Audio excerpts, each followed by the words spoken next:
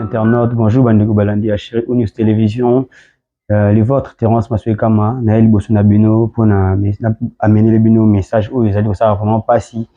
Nouvelle Morobo qui concernant notre petite sœur Grace qui est fortement malade. Avec ça, le message SOS Nabino, Yango tu as sali descente à Waisika, résidence familiale, les alliés, tous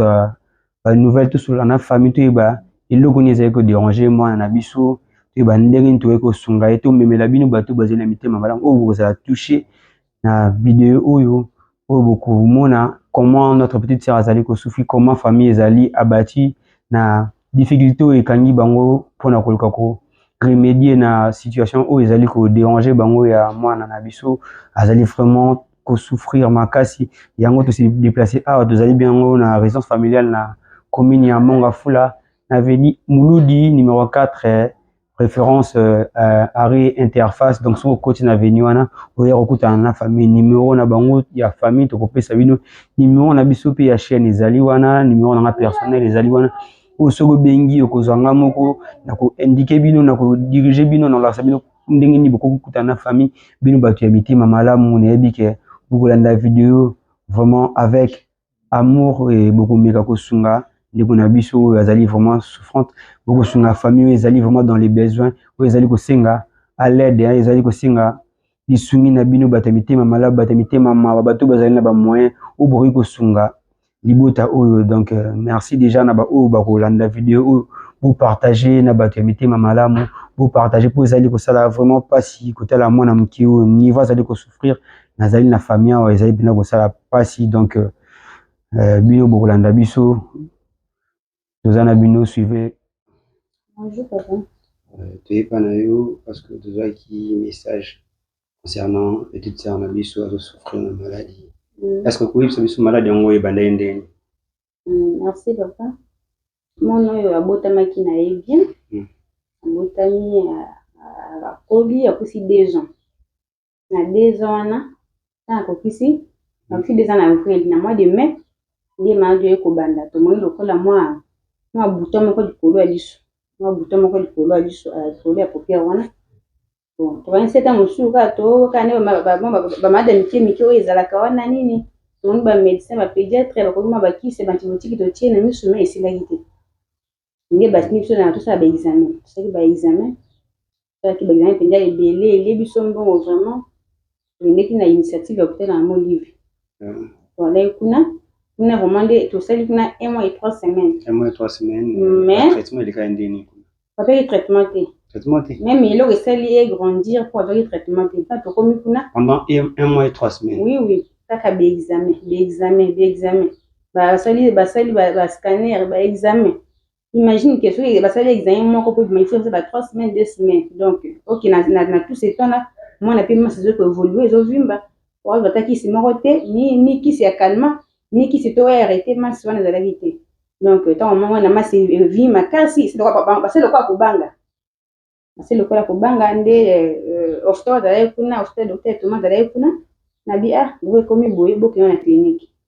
mais na yoki ndenge bolobaki avant bokini pa mamoli kolegaki pa ba spécialiste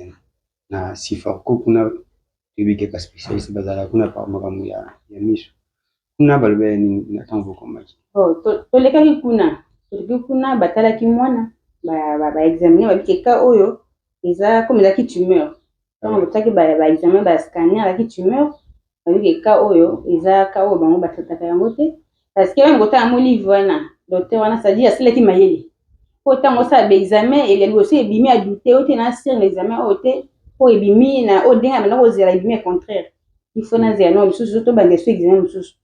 ba bandi sur examen susu oui, mais c'est le côté. Ah, c'est le côté ndenge. C'est pas mon avis que docteur qui na mona masimuki. Quand on te comme qui masale comme qui fait diable. Mais grandi maman quand tani mona ko mo pani ki signer loko. Bon, ça dit 1 mois et 3 semaines ah ouais loko ils a dit qui signer ni tani mona masimuki comme niveau. Oh, c'est comme ça. Les gens aussi ka monde aussi qui c'est comme ça vous là, vous êtes pas maladie on ga vraiment je comprends na hote on a fait une numéro docteur et clinique boke ndeko. Maladie ndingo lobi ebandaki mwana na âge ya ebandi na 2 ans na mois d'avril. Quoi, il y a aussi qui 2 ans en avril. Soit na mai, ye masi wana ebandi kaka mwa kwa bouton likolo ya liso ane okaka na mois d'avril kani oyo donc esali 6 mois to 7 mois badouleur wana nyonso na basouffrance wana nyonso donc totamboli oyo tozalaki nango nyonso solution elaki te donc oyo tozali nango mpe esili sikoyo na minute oyo azozwa traitement ndenge nini bon na minute oyo tokomaki na clinique wana babandi kozwa na baséance babi badoka masi evimbaki makasi baatake nano bakisi esalama kokita bongo ba baningi bakosala na nsima bon tema mpe mbongo toki nango mpe esilaki donc tokomaki bodefa boye boleka boye bosimbisa bama mikoko asimbisi mboka lopango na badoka mpo na batraitement wana donc solution mwani mpe kaka te nde bazoka décision opération baresultat oyo baconfirme ke ezali tumeur wana ezalaki na hôpital nini na baresultat ya tumeur wana peut-être na mo livre kuna nde bapesaki bino baresultat ya tumeur peut-être na mo livre kuna eza cancer donc parce que ezali masse ekangi liso soki otomboli maso ozomona liso na kati ya yango mwa bien mais masse nde ekangi liso na ye wana masse ekangi liso donc yango wana babiki ete ma awumela souffrir na mpasi oyo nde badeside fo baintervenir kaka balongola sikoyo taso na eloko te oyo toyaki nango nyonso esili donc hôpital yango bango baza capable ya kosala yango to il faut esenga évacuation bango awa babike normalement bango to balobaki ke ka oyo yande ka baévacue bika oyo eza baka moko oyo ke basaka wana pays étranger po boki libanda mboka nde basala mais bana na spécialiste moko kaka oyo asalaka bakana toyaki na voyage mais esingani mbongo mpo bango mpona ke baopéré fo ofuta na bambongo na bango futifuti basali mwana oyo toaso na eloko te moke oyo toyaki nango moke wana tokuti makambo mike mais eloko eza lisusu te yango wana moni ke toleli tosengi ke bato ya mitema mawa oyo bakokela biso mawa bakokela mono mawa basunga biso mpona kaya mono mpona azala opéré vite mpo otali ndenge azosouffrir bandeko bozali kolanda biso bozali komona notre sœur ndenge liso mpenza evimbi eza mpe na kosala mpasi oyo baza touché vraiment na video oyo boluka comment okoki kosunga petite sœur na biso azwa tranquillité mpona komi awa nakuti ndenge azolela esali mpasi esali mpe na motema mpasi donc naza awa na maman nazopose maman baquestion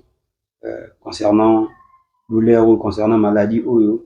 ekosala mpena kitoko so bosungi famille oyo po babili pamboli balukaka yango donc bato ya mitema mawa soki bokovenir en aide na famille oyo baza vraiment na posa ya lisungi na bino donc bandeko bosungaka bato bandeko ya mitema malamu bato bozali na bamoyen babi loboko ekabaka esangaka te kozwa donc bomeka kosunga ndeko na biso sikoyo tomekaki kosunga na papa ayebisi biso que par rapport à basituation par rapport à badepense oyo osali ndenge boépuise mpena bambongo na bino nyonso esengaki ke azonga susu libanda mboka esika azalaki avant bozalaki ntango malade ebandaki na brazzaville non azongi susu kuna comme tovandaka kuna ata naso bakongo rdc me tovandaka nde kuna tomonaki ka oyo ekomi epai toyaka awa mpona towanda basoin comme ndenge bato babaki bokende kuna mpona bavende bisizaka évolue kuna bokoma wana kuna batala sesa mais toyaki ele nango ka moke yayina moke après avec le temps ezokola eloko esali ekola donc nde bafrenaki biso pendant 1 mois et 3 semaines kuna bakokisi te eloko te timer sans eloko te voilà ezoya ezokola en ce moment azozwa bacalmant ou rien du tout bon akomaki kozwa bachimio mais tokati bon sozalaki su te po bachimio mosu ekomaki séance $300 $300 oyo toyaki nango tout esilaki osuna eloko te donc yango wana ke bamoni ke baarrete kaka baarrete chimio bazalaka na chirurgie mbala moko bebe komona nani mama bebe gracia nzambe mpe nasala grâce à travers bino bato bolanda video oyo omeka kosunga leki na biso mwana na biso azali vraiment très souffrante nayebi ke video oyo soki botali yango etouche bino etouche basensibilité na bino nakoti famille vraiment très abati na douleur oyo donc omeka kosunga biso to à travers biso soki mama okoki kozala na numéro oyo okoki kocontacte to numéro na biso mpe ya chaîne ezali wana bokoki kocontacte biso donc ekosala vraiment kitoko to venir en aide na famille oyo toza awa na monga fula na avenue Lubudi numéro 4 Muludi avenue Muludi numéro 4 so okiti kaka na arrêt interface okoti avenue wana ya babambu donc opusani mwa liboso moke kokuta famille wana baza vraiment na besoin na bino. Totiki makambo na biso ya kosala toye awa po biso mpe ezali une manière ya kovenir en aide na famille oyo na kozwa image oyo kokomisela bino yango bino bato bozali na bamoyen bino bato bozali na motema malamu bomeka kosunga leki na biso bomeka kosunga mwana na biso oyo azali vraiment kosouffrir so bozali komona timere ndenge ekangi lisu ça fait vraiment mal komona une petite fille comme ça souffrir de la sorte et bato vraiment bokozala na mitema malamu bosunga famille. Vous allez comme la famille vraiment très triste par la souffrance qui est dire notre petite sœur. Donc, nous allons, vraiment on a besoin de nos maman, on recouper sa numéro T. Numéro dans le téléphone est 081 081 43 43 46 46 220 220 081 43 43 46 46 220 220 et bandeko bolandi vidéo oyo omeka vraiment kosunga bosunga libota oyo ezali vraiment na besoin na bino donc biso toyaki po tokutana na famille tokuti famille tokuti ndeko na biso mwasi mama na mwana tokuti meme na ye pavandi pepe ye wana bazali tout en famille bazali vraiment na besoin ya aide na bino botala mwana nayebi te soki bomona vraiment très kitoko ndenge azali kosouffrir donc akangi kutu motema akanga motema po tosala vidéo parce que à chaque moment souffrance moi si mbeza te à chaque fois toucher lisu ça fait vraiment mal les autres faire souffrir donc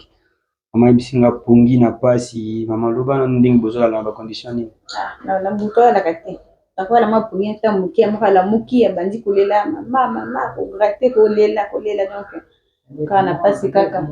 kana pasi quand enlève moi ça maman je suis fatiguée enlève moi ça et tout donc vraiment ya kapasi voilà na pasi wala mkana pasi ils ça vraiment pasi komona ndenge lié na santé pour tout le monde ba photo grâce à ndenge azalaki une bébé souriante très très très rempli de joie mais donc on a ndenge douleur ils ont faire souffrir ye tosengi vraiment lisumi na bino bandeko oyo akomona video oyo soki ozali na moyen te il suffit ya kopartage na bandeko oyo bakomona bameka vraiment kovenir en aide na petite sœur na biso grâce ya oyo aza vraiment très souffrante tobandi soki kopesa bino adresse tozali na monga fula avenue Mouloudi numéro 4 référence arrêt interface donc arrêt de bus interface baza wana baza vraiment na famille posa na bino donc oleka par biso ou bien bokoleka na numéro oyo topesa bino tokotiango mpe na bas de l'écran na biso omeka kosunga oyo bakolinga kosunga de manière anonyme bokocontacter famille bango oyo mpe bakolinga koleka à travers biso koaccompagner bango bato ya bapoto bandeko bazali na bapoto bamboka mikili boyebi situation mboka ezali koleka donc souffrance ezali tellement makasi vie sociale eza vraiment te oyo bakoki kozwa opération à charge donc bino kaka bato ya mitema malamu bato ya mawa bakoki kosunga famille oyo na situation oyo donc toye awa po tozwela bino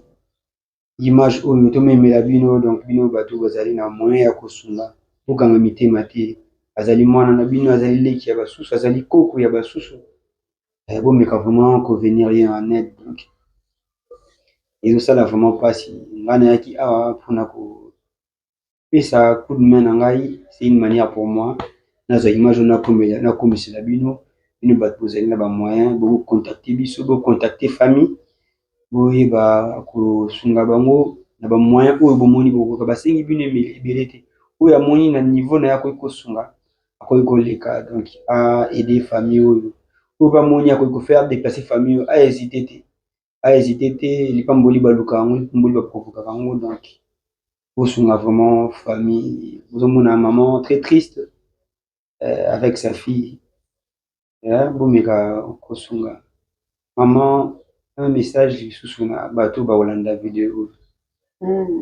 vraiment nazosenga kaka aide na bino bino nyonso oyo ozala kotouche motema na ye motu oyo ozala kosenga motema na ye atala mpasi ya mwana oyo asunga biso nzambe asunga bino bosunga biso na ndenge ya financiere oyo ntungo kozwa ezala ebele te ata ya moke tufe nombre nde bakosalaka yango senka lisungi na bino bosunga biso vraiment na moke bokozwa na bolingo ya nzambe boyede biso ekosala esengo makasi mpenza na kopambola bino kotika bino te Amen. Bino pe bato bosambela bolemba te kotia mwana na biso na balosambo. Otika ye tout le temps na maboko ya Nzambe, Nzambe abatela ye. Et bamoyen monana opération eleka tranquillement, kimia ezonga na libota oyo, esengo ezonga na vie ya mwana oyo oyo azali vraiment souffrante. Donc, merci na bino bato bokozwa libaku ya kolanda video oyo toyaki kutana na famille, tomoni bandeko ndenge bazali kosouffrir, badepense ebele, bazalaki na posa ya kosunga mwana na bango. Oyoki ndenge mama alobi babuka lopango esimbisami, babudget oyo ezalaki mpona makambo mosusu, bacommerce, babusiness banda kosala ekoyi kaka mpona traitement ya mwana oyo, solution ezwami te. Esika bakomi ezali kosenga intervention chirurgicale. Donc bamoyen esili bango, bazali na posa na bino bomeka kosunga par tous les moyens. Bino bato bosungaka bato vraiment oyebi ke opération oyo ezala un peu coûté, kofaire dégager, kofaire quitter pays, kofaire évacuer bato bozali na bamoyen, bokanga mitema te. Notre petite sœur est là, elle a vraiment besoin de vous. Donc bomeka kosunga ye, bomeka kokota likambo na ye ekosala vraiment kitoko. Donc merci bao bozwi libaku ya kolanda video oyo, toyebi ke ekotouche mitema ya bato, puis bokomeka kosunga libota oyo bazali vraiment na besoin na bino. Donc merci déjà baoyo bako-intervenir, Nzambe apambola baoyo bako-partager, Nzambe akabola baoyo bako-contacter famille, bako-contacter biso po baluka kosunga libota oyo ezali vraiment dans les besoins, basunga mwana oyo azali très souffrante. Donc merci na bino déjà, que Dieu vous bénisse. Nayebi ke tokozonga lisusu awa tokozwa ba nouvelle concernant notre petite sœur. Nous sommes toujours en contact na famille, tokobenga po toyeba ndenge nini évolution ezali kosalama. Soki botindi bamoyen na bino au travers biso chaîne na biso ezali wana Asheric News Télévision, tokosala bavideo tokoya kotika. Soki mpe bokolinga mpe kocontacte famille na ndenge moko privé, ekozala mpe kaka malamu. Numéro na bino yango wana mama apesaki, numéro na bango tokopesa bino mpe wana. Donc ekosala kitoko bosunga libota oyo. Topesi bino merci, totiki bino tokutani na mikoya na même sujet toya koyeba comment makambo ezali évoluer concernant notre petite sœur Gracia. Que Dieu lui fasse grâce, Nzambe asunga ye abenga na maladie oyo. Donc yazali Nzambe oyo asalaka ba miracle. J'espère qu'à travers mes vidéos, le miracle de Salama, et tout ira bien. Amen. Merci.